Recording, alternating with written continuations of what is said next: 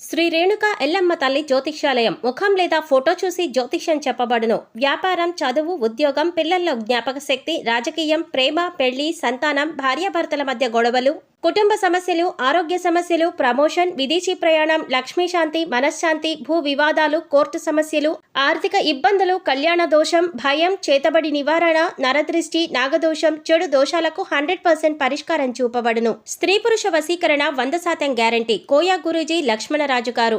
Cell number 9466923012. నమ్మకంతో ఒకసారి call చేయండి, మీకే తెలుస్తుంది. ఓం శ్రీమాత్రే నమః. ఛానల్లోకి స్వాగతం అండి.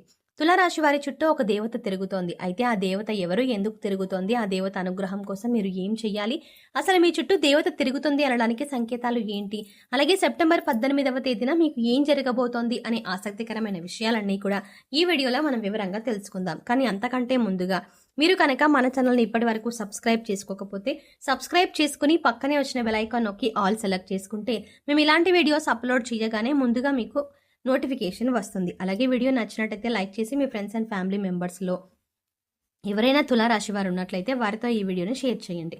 ఇక వివరాల్లోకి వెళ్తే తులారాశి వారి చుట్టూ ఏ దేవత తిరుగుతోంది అనే విషయాన్ని తెలుసుకోబోయే ముందు మీరు జీవితంలో కొన్ని విషయాలను నిర్లక్ష్యం చేయకూడదు.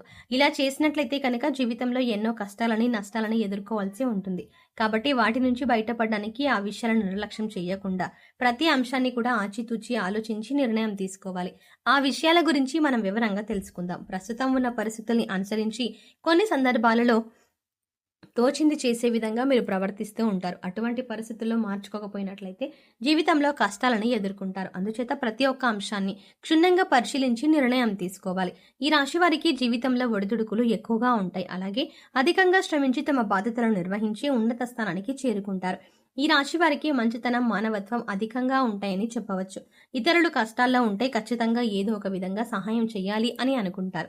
వీరి దగ్గర దానం ఉండాలి, లేదంటే ఎదుటి వారి కష్టాల్లో ఉంటే మాత్రం సహాయం చేయడానికి ప్రయత్నిస్తారు.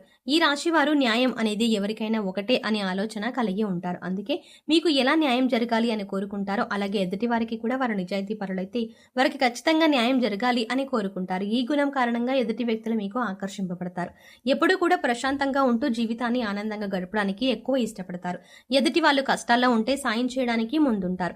కొద్దిగా సాయం చేయడానికి మీకు కష్టమైన పరిస్థితులు ఎదురైనా కూడా ఇష్టంగా సాయం చేయడానికి ముందుంటారు.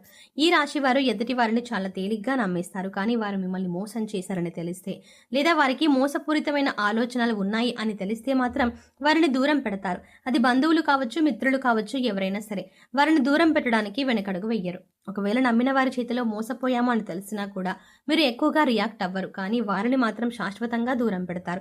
ఇలాంటి మీకున్న లక్షణాలు మిమ్మల్ని అందరిలో కంటే కూడా ప్రత్యేకంగా నిలబడేలా చేస్తుంది. ఈ రాశి వారికి బాల్యంలో కష్టాలు అధికంగా ఉంటాయి. అలాగే యవ్వన ప్రాయంలో కుటుంబాన్ని వదిలి దూరంగా ఉంటూ తమ బాధ్యతలను నిర్వహిస్తూ కెరీర్ని డెవలప్ చేసుకోవాల్సిన పరిస్థితులు ఏర్పడతాయి. స్నేహితుల్ని, బంధువుల్ని వదిలి కొంతకాలం దూరంగా ఉండవలసిన పరిస్థితులు కూడా వస్తాయి. ఇబ్బందికరం ఏదైనా కుటుంబ పరిస్థితులు కొంతకాలం ఎదురవుతాయి. ఈ సమయంలో మీరు నమ్మిన వ్యక్తుల చేత మోసపోయే అవకాశం కూడా కనిపిస్తోంది. అందుచేత ఎవరు మనవారు, ఎవరు పరాయివారు అని గమనించాలి. ఎదుటివారు మన మంచి కోసం చెప్తున్నారా, లేదా వారికి అందులో లాభం ఏదైనా ఉందా అనే అంశాలను కూడా మీరు గమనించాలి. ప్రతి ఒక్కరి మీద ఒక కన్నేసి ఉంచాలి. ఎందుకంటే మీరు నమ్మిన వారే మీతో స్నేహపూర్వకంగా మాట్లాడుతూనే మిమ్మల్ని మోసం చేసి మిమ్మల్ని ఇబ్బందుల్లో పడేసే అవకాశాలు ఎక్కువగా ఉన్నాయి. ఈ సమయంలో ఈ రాశి వారు వ్యాపార కూడలని అద్దెకిచ్చే ఆలోచన ఉంటే మానుకుంటే మంచిది. ఎందుకంటే అది మీకు నష్టాన్ని చేకూర్చవచ్చు. ఇక మీ వ్యాపారం ఏదైనా ఉంటే దాన్ని విస్తరించడానికి ప్రయత్నించినట్లయితే లాభాల బాట పడతారు. అలాగే వ్యాపారంలో ఎప్పుడు అనుభవజ్ఞులకు భాగస్వాములుగా చేర్చుకోవడానికి ప్రయత్నించండి. మీకు ఏదైనా సహాయం కావాలంటే అది చిన్నదైనా పెద్దదైనా కుటుంబ సభ్యుల యొక్క సలహాలు అలాగే వారి సహకారం తీసుకోవడానికి ప్రయత్నించండి. అలాగే ఈ సమయంలో మీరు డబ్బుని అప్పుగా ఇచ్చినా తీసుకున్నా కూడా వాటికి సంబంధించిన పత్రాల గురించి చాలా జాగ్రత్తగా ఉండాలి. ఎందుకంటే ఈ సమయంలో మీకు షూరిటీ సంతకాల విషయంలో ఇబ్బందికర పరిస్థితులు కనిపిస్తున్నాయి. అయితే డబ్బులు ఇచ్చి పుచ్చుకునేటప్పుడు పత్రాలను జాగ్రత్తగా చూసుకుంటే కనుక ఎటువంటి ఇబ్బందులు ఉండవు. ఇక ఈ సమయంలో ముఖ్యంగా ఈ రాశి వారి చుట్టూ ఒక దేవత తిరుగుతుందని చెప్పుకోవాలి. దీనికి గల కారణం మీరు ఇతరులకు నిస్వార్థంగా సహాయపడే విధానం కావచ్చు, లేదా మీరు నిష్కల్మషమైన మనసుతో అమ్మవారిని పూజించిన విధానం కావచ్చు, మీ దయాగుణం, దానగుణం కావచ్చు. వీటి కారణం చేత అమ్మవారు ప్రసన్నమై మీ వెనకాలే ఉండి మిమ్మల్ని నడిపిస్తున్నారు. అందుచేత ఈ రాశి వారు ఎదుటి వారితో మాట్లాడేటప్పుడు కానీ, ఎదుటి వారికి సహాయం చేసేటప్పుడు కానీ చాలా నిర్మలమైన మనసుతో చేయాలి. అమ్మవారికి కోపం తెప్పించే విధంగా మీరు ప్రవర్తించకూడదు. మీ దగ్గర లేని వ్యక్తుల గురించి మీరు తప్పుగా మాట్లాడకూడదు. కష్టాల్లో ఉన్నవారు మీ వద్దకు వస్తే ఈ సమయంలో వారికి లేదు అనకుండా మీకు వీలైనంతలో ఎంతో కొంత సహాయం చెయ్యండి. మంచితనం, మానవత్వం వదులుకోకుండా ప్రవర్తించండి. ఇంటిని శుభ్రంగా, పరిశుభ్రంగా ఉంచుకోవడానికి ప్రయత్నించండి. అమ్మవారి కరుణా కటాక్షాలను పొందుతారు. ఇల్లు వాకిలు శుభ్రంగా ఉన్న చోట లక్ష్మీదేవి తిష్ట వేసుకుని కూర్చుంటుందని పెద్దలు చెప్తారు. అలాగే ఇంటిని శుభ్రం చేసుకున్నాక ఇంట్లో సుగంధ ద్రవ్యాలతో ధూపం వేయండి. ఇలా చేయటం వల్ల అమ్మవారి ఆశీస్సులు మీపైన ఎల్లప్పుడూ ఉంటాయి. అలాగే అమ్మవారు మీ చుట్టూ తిరుగుతోంది అని చెప్పడానికి సంకేతాలు ఏంటో ఇప్పుడు చూద్దాం. ఇంట్లో ఎప్పుడు సుగంధ పరిమళం వస్తున్నట్లయితే కనుక మీ ఇంట్లో దేవత ఉందని అర్థం చేసుకోవాలి. తరచుగా ఇంట్లో పసుపు కుంకుమ వాసన చూస్తున్నట్లయితే అంటే వస్తున్నట్లయితే కనుక అమ్మవారు నీతోనే ఉందని అర్థం చేసుకోవచ్చు. అలాగే మీ ఇంట్లో తరచుగా గజ్జల శబ్దం వినబడుతున్నా కూడా మీ ఇంట్లో అమ్మవారు ఉన్నట్టు అర్థం చేసుకోవచ్చు. ముఖ్యంగా రాత్రి సమయంలో గజ్జల శబ్దం వినబడుతున్నట్లయితే కనుక అమ్మవారు మీ ఇంట్లో తిరుగుతున్నారని అర్థం. మనసు ప్రశాంతంగా ఉన్నట్లయితే కనుక దేవత మీ వెనకాలే ఉండి మిమ్మల్ని అనుగ్రహిస్తోందని చెప్పుకోవచ్చు. ఎందుకంటే కొన్ని సందర్భాలలో కొంతమందిని చూసినట్లయితే ఎటువంటి ఇబ్బందులు కష్టాలు లేకపోయినా మనసు మాత్రం ఆందోళన పడుతూ ఉంటుంది. అలా కాకుండా కొంతమందిని చూసినట్లయితే ఎన్ని కష్టాలు ఉన్నా చాలా ప్రశాంతంగా ఉంటారు. మరి అటువంటి వారికి అమ్మవారి అనుగ్రహం ఉందని చెప్పుకోవచ్చు. ఇక ఎప్పుడూ ఎదుటివారి మంచి కోరుకుంటూ దాన ధర్మాలు చేస్తూ నిస్వార్థంగా ప్రవర్తించినట్లయితే కనుక అమ్మవారు మిమ్మల్ని తొందరగా అనుగ్రహిస్తుంది. అయితే సెప్టెంబర్ 18వ తేదీ పౌర్ణమి చంద్రగ్రహణంతో కలిసి వచ్చింది.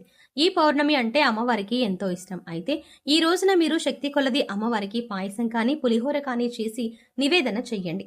అలాగే ఈ రోజున మీరు చెయ్యకూడని తప్పు ఒకటి ఉంది. ఈ తప్పు చేసినట్లయితే అమ్మవారి ఆగ్రహానికి గురవుతారని గుర్తుంచుకోండి. శుక్రవారం ఉదయం స్నానం చేసిన తర్వాత శుభ్రమైన ఎరుపు రంగు దుస్తులు ధరించి రోజంతా లక్ష్మీదేవిని స్మరించండి. యాలకులు మరియు లవంగం కర్పూరంతో వెలిగించి లక్ష్మీదేవికి హారతి ఇచ్చి అన్ని గదుల్లోనూ ఈ ఆరతి చూపించండి. ఇలా చేయటం వల్ల మీ ఇంటి నుండి అన్ని రకాల ప్రతికూలతలు తొలగిపోతాయి. చెక్క పలకపై కుంకుమ పువ్వుతో స్వస్తిక్ చిహ్నాన్ని గీసి దానిపై గోమతి చక్రాన్ని ఉంచండి. తర్వాత దానిపై శ్రీ యంత్రాన్ని ప్రతిష్ఠించి పూజించండి.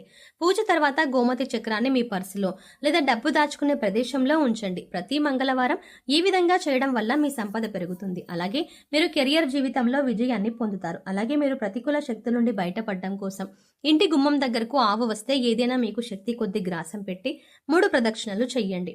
భిక్షగాళ్ళు వస్తే వారికి ఏదో ఒకటి ఇచ్చి పంపండి, కానీ ఊరికే ఏమీ ఇవ్వకుండా పంపవద్దు. వారానికి 3 సార్లైన సాయం సంధ్యా సమయంలో ఇంట్లో వ్యాపార సంస్థల్లో ధూపం తప్పక వెయ్యండి. అలాగే మీ వాహనాలకు నిమ్మకాయ దండను కట్టండి. ఇలా చేసిన వారికి ప్రతికూల వాతావరణం తొలగి శ్రేయస్సు కలుగుతుంది.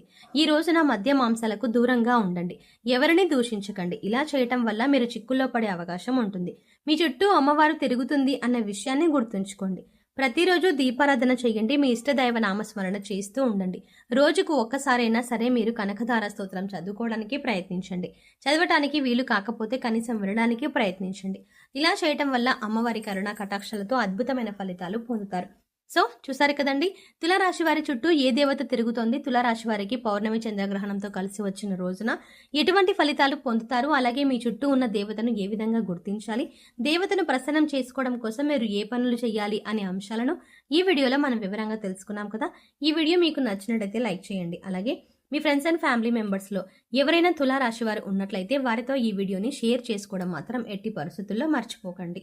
కానీ అంతకంటే ముందుగా మీరు కనుక ఇప్పటి వరకు మన ఛానల్ని ఇంకా సబ్స్క్రైబ్ చేసుకోకపోతే వెంటనే సబ్స్క్రైబ్ చేసుకొని పక్కనే ఉన్న బెల్ ఐకాన్ క్లిక్ చేసి అందులో ఆల్ సెలెక్ట్ చేసుకుంటే మేము ఇలాంటి వీడియోస్ అప్లోడ్ చేయగానే ముందుగా మీకు నోటిఫికేషన్ అందుతుంది. మరో చక్కటి వీడియోతో మళ్ళీ కలుద్దామండి. ఓం శ్రీమాత్రే నమః.